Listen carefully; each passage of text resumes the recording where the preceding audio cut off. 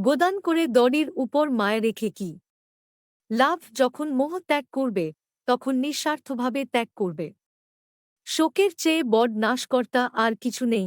শোক মানুষের সব শক্তিকেই নষ্ট করে দেয়, তাই শোক করো না। ব্যবহার ও চরিত্রই বংশের পরিচয় হয়। মিথ্যাবাদী ব্যক্তি সর্পের চেয়েও ভয়ঙ্কর।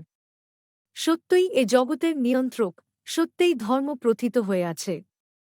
মাতৃঋণ কোন সন্তানই কখনো শোধ করতে পারে না।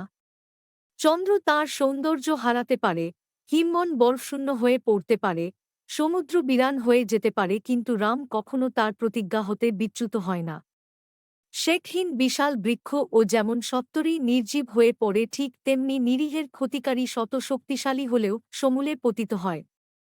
উৎসাহ এর চেয়ে বড় বল আর কিছুই নেই। উৎসাহী ব্যক্তি জগত ও জয় করতে পারে।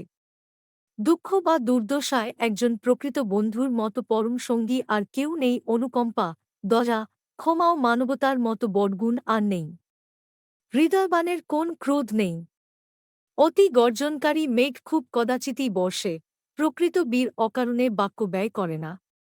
দেশে দেশে বন্ধু, আত্মীয়স্বজন বা স্ত্রী মেলে, কিন্তু পৃথিবীতে এমন কোন দেশ নেই যেখানে ভ্রাতা লক্ষণ এর মতো সহোদর মেলা সম্ভব। তপস্যাই পরম শ্রেয়, বাকি সকলই মায়া। যদিও লঙ্কা ধন সম্পদে পরিপূর্ণ, তথাপি হে লক্ষণ, এখানে আমার শান্তি লাভ হচ্ছে না। সব সময় মনে রাখবে, জন্মী ও জন্মভূমি স্বর্গ অপেক্ষাও শ্রেষ্ঠ। রামের উপদেশগুলো এতই বাস্তবধর্মী যে তা মানব জীবনে প্রতিফলন ঘটাতে পারলেই পরিবার হবে সুখী।